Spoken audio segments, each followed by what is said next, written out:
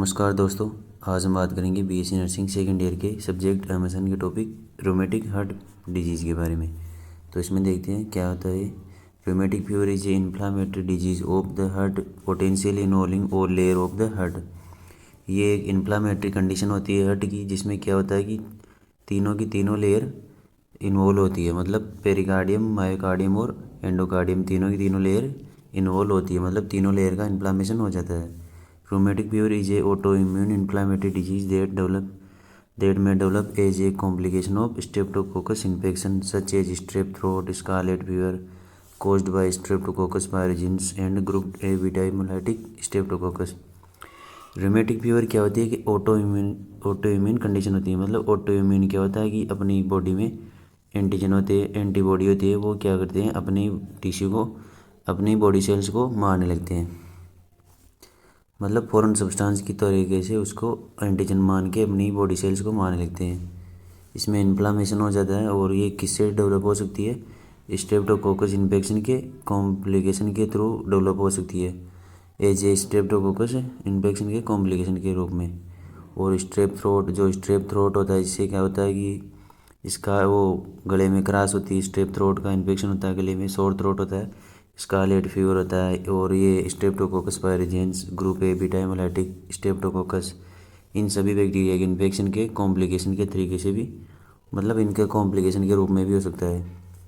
It is a chronic condition resulting from rheumatic fever that is characterize by scarring from deformity of the heart valves. ये एक क्या होती है? Chronic condition होती है, मतलब लंबे टाइम पर डेवलप होती है। और ये किससे कैरेक्टराइज होती है? इसमें क्या होता है कि जो हार्ट वाल होता है उसमें डिफॉर्मिटी हो जाती है, उससे भी हो सकती है। It manifested 2 to 6 week after untreated and partially treated group A beta haemolytic streptococcal infection. ये क्या होती है कि 2 से 6 वीक बाद में अफियर होती है। किसमें? जो group A beta haemolytic streptococcal infection होता है, उसको ट्रीट करने पर या पार्शियली ट्रीट करने के 2 से 6 वीक बाद में होती है ये। इसके कॉजेज कौन कौन से होते हैं और रिस्क फैक्टर कौन कौन से होते हैं देखते हैं। रूमेटिक फीवर में develop as a complication after a throat infection. मतलब थ्रोट इन्फेक्शन होता है जो किससे होता है? स्ट्रेप्टोकोकाई पायरोजेन से हो सकता है और group A beta haemolytic Streptococcus से भी हो सकता है। इसके कॉम्प्लिकेशन के थ्रू भी ये डेवलप हो सकती है। मतलब जैसे कि गले में ग्रुप ए स्ट्रेप्टोकोकस का इन्फेक्शन हुआ या फिर स्ट्रेप्टोकोकस पायरोजेंस का इन्फेक्शन हुआ, तो उसके वो अगर उसको ट्रीट नहीं किया गया तो कॉम्प्लिकेशन के तौर पर भी हार्ट को अफेक्ट कर सकती है। Factor that increase risk of rheumatic fever. ये क्या फैक्टर ये होते हैं कि जो ये फैक्टर होते हैं जो क्या करते हैं कि रूमेटिक फीवर के रिस्क को बढ़ा देते हैं। कौन कौन से हैं? फैमिली हिस्ट्री है, मतलब फैमिली में किसी को पहले हुआ हो तो उसको बाद में भी ये रूमेटिक फीवर डिजीज हो सकती है। टाइप ऑफ स्ट्रेप बैक्टीरिया, मतलब स्ट्रेप्टोकोकाई बैक्टीरिया के टाइप पे भी डिपेंड करता है। एनवायरमेंटल फैक्टर के ऊपर भी डिपेंड करता है। ओवर क्राउडिंग, मतलब जहाँ पर ज़्यादा भीड़ हो तो उस एरिया में, जैसे स्लम्स में लोग रहते हैं, वहाँ पर क्या होता है कि थोड़ी सी जगह में बहुत ज़्यादा लोग रहते हैं, तो उस वजह से भी ये हो सकता है। आगे देखते हैं इसकी पैथोफिजियोलॉजी, मतलब एक डिजीज़ कैसे प्रोग्रेस करती है। Infection due to group A beta haemolytic streptococcal, इसमें मेनली ये बैक्टीरिया होता है। तो क्या होता है इसमें? इसका इन्फेक्शन हो गया। Immune response to streptococcal antigen. अब जो ये स्ट्रेप्टोकोकस होता है, इसके जो एंटीजन होते हैं उसके प्रति क्या करेगी? अपनी इम्यूनिटी रिस्पॉन्स करेगी। अब एंटीजन को क्या होगा? एंटीजन एंटीबॉडी कॉम्प्लेक्स बनेगा और फिर वो क्या करेगी? बाद में antigen binds in the heart, brain, muscles and synovial joint. इन जगह पर जाकर के वो बाइंड हो जाती है, जैसे हार्ट, ब्रेन, मसल्स और साइनोवियल जॉइंट्स, इन जगह पे जाके वो बाइंड हो जाती है। अब यहाँ पर बाइंड होगा तो क्या होगा? जैसे कि जॉइंट में बाइंड होगा तो आर्थराइटिस कर सकता है, ब्रेन में होगा तो मेनिंजाइटिस कर सकता है, और हार्ट में होगा तो रोमेटिक फीवर करेगा। अब इसमें क्या होगा कि इसकी वजह से क्या होगा? इन्फ्लामेटरी रिस्पॉन्स होगा। अब इन्फ्लामेटरी रिस्पॉन्स में क्या होगा? आगे चल कर क्या होगा? Changes in vascular permeability and high microphagic activity. मतलब वेस्कुलर वेसल्स की परमेबिलिटी में चेंज होगा और मैक्रोफेजिक एक्टिविटी बढ़ेगी वहाँ की। फिर उसमें क्या दिखेगा? Aschoff body in the cardiac muscles. जो कार्डियक मसल होती है वहाँ पर एस्कोप बॉडी दिखाई देगी। और इसमें क्या होगा? हाई फाइब्रोटिक एक्टिविटी भी बढ़ जाएगी। मतलब फाइब्रोब्लास्ट होती है जो, उनकी एक्टिविटी बढ़ जाएगी और फाइबर्स डिपोजिशन होने लग जाता है, स्कार टिश्यू बन जाता है। मतलब इन्फ्लामेशन ऑफ हार्ट लेयर्स, अब तीनों लेयर का इन्फ्लामेशन हो गया तो उससे क्या होगा, इन्फ्लामेशन में फाइब्रोसिस और नेक्रोसिस होगा और स्वेलिंग भी होगी टिश्यू की, हार्ट के टिश्यू की। Buildup of fibrotic connective tissue in the valve, जो हार्ट के वाल्व होते हैं इसमें क्या होगा, फाइब्रोटिक कनेक्टिव टिश्यू बनते हैं। डिस्ट्रक्शन ऑफ जॉइंट टिश्यू, अब ये जो जॉइंट में यदि जॉइंट में बाइंड होगी एंटीजन तो क्या होगा, जॉइंट में डिस्ट्रक्शन होगा, जॉइंट पेन होगा, इन्फ्लामेशन होगा और आर्थराइटिस हो जाएगा। और जो यहाँ पर जो हाई फाइब्रोटिक एक्टिविटी हो रही थी इसकी वजह से क्या होगा, इसकी वजह से यहाँ पे फाइब्रोटिक टिश्यू बन जाएंगे हार्ट के वॉल्स में, और हार्ट के वाल में स्वेलिंग होगी और डिस्फंक्शन होगा। इसकी वजह से क्या हो सकता है, हार्ट फेलियर भी हो सकता है। तो इसकी पैथोफिजियोलॉजी थोड़ी हार्ड थी पर इसकी पैथोफिजियोलॉजी यही थी। अब देखते हैं क्लिनिकल मैनिफेस्टेशन, मतलब इसमें कौन कौन से साइन और सिम्टम्स देखने को मिलते हैं। The symptoms usually begins 1 to 6 weeks after having strep infection, मतलब इसमें क्या होता है कि इंक्यूबेशन पीरियड कह सकते हैं इसे, ये क्या होता है 1 से 6 वीक्स में होता है, मतलब 1 से 6 वीक के बाद में ही सिम्टम्स देखने को मिलते हैं। अब इसके सिम्टम्स को देखने के लिए क्या होता है, एक मेजर क्राइटेरिया होता है, जोन्स क्राइटेरिया बोलते हैं इसे, ये एक जोन्स क्राइटेरिया होता है, इसके हिसाब से इसे देखते हैं। इसमें एक तो मेजर क्राइटेरिया होता है, एक माइनर क्राइटेरिया होता है। मेजर क्राइटेरिया में क्या होते हैं, 4 ऑर्गन मेनली अफेक्टेड होते हैं। वो 4 ऑर्गन कौन कौन से थे, पहला इसमें ब्रेन अफेक्ट होता है, फिर हार्ट, जॉइंट और स्किन और सबकुटेनियस नोड्यूल्स बनते हैं इसके अंदर। तो ब्रेन में देखते हैं क्या होता है, ब्रेन में क्या होता है कि brain affect the basal ganglia due to in which involuntary and purposeless movements are present which is called chorea, Sydenham chorea. इसमें क्या होता है कि ब्रेन में क्या होता है कि जो बेसल गैंग्लिया होता है जो अपनी इनवॉल्यूंटरी मसल मूवमेंट को कंट्रोल करता है, उसमें वो क्या होता है, वो अफेक्टेड होता है। तो उससे क्या होता है, इनवॉल्यूंटरी मूवमेंट्स और पर्पजलेस मूवमेंट्स अराइज होने लगते हैं और उसे बोलते हैं कोरिया या सीडेनियम कोरिया। दूसरा ऑर्गन होता है हार्ट अफेक्ट होता है, इसमें हार्ट में ऑटो इम्यून सिस्टम की जैसे वही हार्ट अफेक्ट होता है, हार्ट की वाल डैमेज हो जाती है, उसमें इन्फ्लामेशन हो जाता है, therefore it affect all the layer of heart, और इसमें हार्ट की जो चारों लेयर होती है उसको अफेक्ट करता है। It is called pancarditis, pan का मतलब होता है कुल जितनी भी टोटल होती है उतनी, और कार्डाइटिस का मतलब कार्डिया का इन्फ्लामेशन, मतलब हार्ट के अंदर जितनी भी टोटल तीनों लेयर होती है उनका इन्फ्लामेशन हो जाता है। मतलब हार्ट में क्या होता है कि जो तीनों लेयर्स होती है उसका इन्फ्लामेशन हो जाता है। जैसे कि पहला है रिमेटॉइड मायोकार्डाइटिस, मतलब मायोकार्डियम लेयर का इन्फ्लामेशन हो जाता है। फिर होता है रिमेटिक पेरिकार्डाइटिस, मतलब पेरिकार्डियम का इन्फ्लामेशन हो जाता है। और रिमेटिक एंडोकार्डाइटिस, मतलब एंडोकार्डियम लेयर का इन्फ्लामेशन हो जाता है। इन तीनों में ज़्यादा डीपली जाने की आवश्यकता नहीं है। मतलब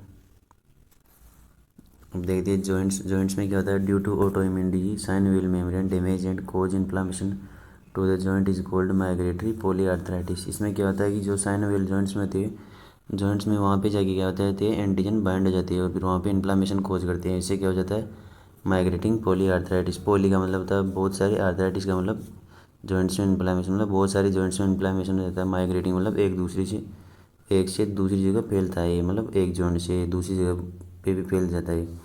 अब देखिए स्किन नोड्यूल्स, इसमें सबकुटेनियस नोड्यूल्स भी होते हैं, reddish and pinkish colour macule present in term sometime extremities but never on face. इसमें क्या हो जाता है कि जो मैक्यूल्स होते हैं वो प्रेजेंट होते हैं स्किन पर, पिंकिश और रेडिश कलर के। मैक्यूल्स क्या होता है कि एलिवेटेड नहीं रहते स्किन पर 1 सेंटीमीटर से छोटे रहते हैं ये, और एलिवेटेड नहीं रहते हैं, मतलब उभरे हुए नहीं होते स्किन पर। ये क्या होता है कि एक्सट्रीमिटीज यानी हाथ पैरों पर दिखाई देते हैं लेकिन फेस पर कभी भी दिखाई नहीं देते हैं। Erythema मार्जिनेटम not etching and painless. Erythema मार्जिनेटम में क्या होता है कि ये रेडनेस हो जाती है, मार्जिन्स बनते हैं उसमें, इचिंग नहीं होती लेकिन पेन भी नहीं होता, मतलब पेन भी नहीं होता और इचिंग भी नहीं होती। अब देखते हैं subcutaneous nodules, painless nodules present on elbow, knee, wrist and occiput, मतलब कोहनी पर, घुटनों पर, कलाई पर और ऑक्सीपुट यानी सिर के पीछे जो उभरा हुआ भाग होता है वहाँ पर भी नोडुल्स दिखाई देते हैं। अब देखते हैं माइनर क्राइटेरिया, मतलब मेजर क्राइटेरिया में तो ब्रेन, हार्ट, जॉइंट ये और स्किन ये सभी इन्वॉल्व थे। माइनर क्राइटेरिया में क्या क्या होता है, माइनर क्राइटेरिया में फीवर होता है, प्रोलॉन्ग्ड पीआर इंटरवल होता है, आर्थरेल्जिया होता है, मतलब जॉइंट पेन होता है इसमें, और आल्सो टाइटर पॉजिटिव भी होता है इसमें, और इसमें CRP भी होता है, सी रिएक्टिव प्रोटीन भी इसमें ज़्यादा मतलब देखने को मिलता है बढ़ा हुआ। Note if baby having 2 major and 1 minor, 2 minor and 1 major then rheumatic fever, मतलब 2 मेजर सिम्टम हो या 1 माइनर हो, या 2 माइनर और 1 मेजर सिम्टम्स हो। अगर ये दोनों में से कोई भी एक क्राइटेरिया, मतलब 2 मेजर और 1 माइनर या 2 माइनर या 1 मेजर हो, तो उसे रूमेटिक फीवर है। अब देखते हैं डायग्नोस्टिक इवैल्यूएशन, मतलब इसका पता कैसे करते हैं। पहले उसकी हिस्ट्री लेते हैं, फिर उसका फिजिकल एग्जामिनेशन करते हैं, ऊपर से मतलब हेड टू टो एग्जामिनेशन करते हैं, फिर उसकी ईसीजी करते हैं, फिर इकोकार्डियोग्राम करते हैं। इकोकार्डियोग्राम में क्या होता है कि वो साइज, शेप, लोकेशन, इन सभी का पता पड़ जाता है हार्ट का। ब्लड टेस्ट करते हैं, इसमें कोई भी इन्फेक्शन का पता चल जाता है। ESR रेस्ड है, बढ़ी हुई मिलती है इन्फेक्शन में। थ्रोट स्वेब कल्चर लेते हैं, क्योंकि ये थ्रोट इन्फेक्शन की कॉम्प्लिकेशन के तौर पर भी होता है।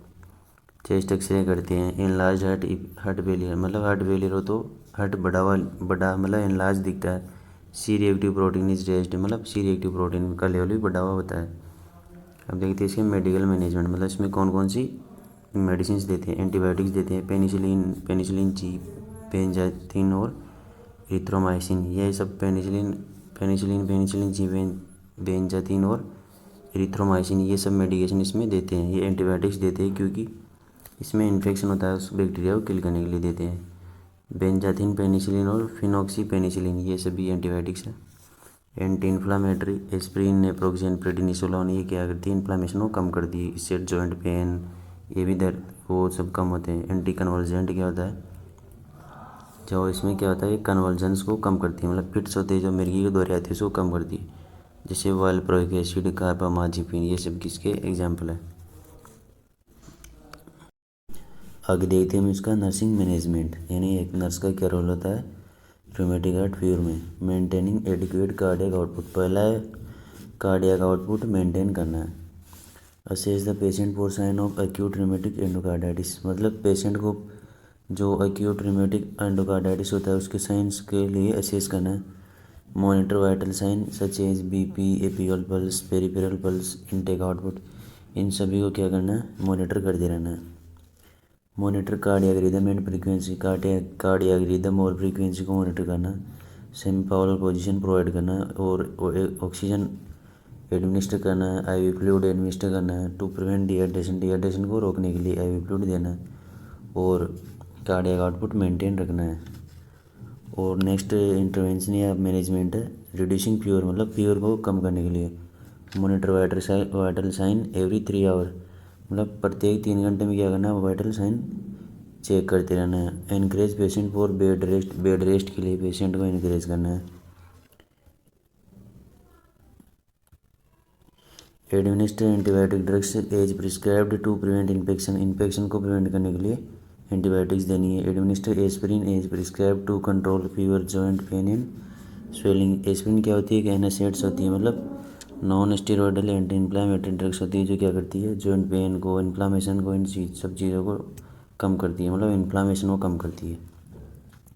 Provide liquid and soft diet in small and frequent amount, कम कम देना है लेकिन बार बार देना है, क्या, लिक्विड और सॉफ्ट डाइट। मेंटेनिंग एक्टिविटी, तीसरा मैनेजमेंट है एक्टिविटी मेंटेन करने का। असेस पेशेंट्स फटीग, पेशेंट की थकान को असेस करना है।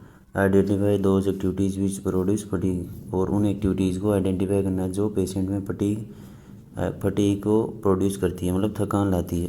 Provide range of motion exercise programme, patient को range of motion exercise provide करनी है, ये सब जॉइंट को हेल्थी रखने के लिए होती है, मसल्स और जॉइंट को।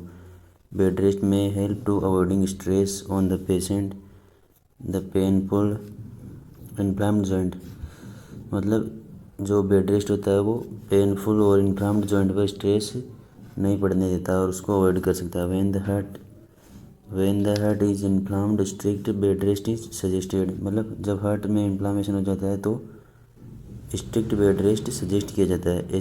Administer aspirin to reduce inflammation pain, particularly if inflammation is reached to the joint and heart, मतलब एस्पिरिन प्रोवाइड करनी है, क्या करती है, इन्फ्लामेशन को कम करती है। और कब, स्पेशली कब देना है, जब इन्फ्लामेशन जॉइंट और हार्ट तक पहुंच चुका हो।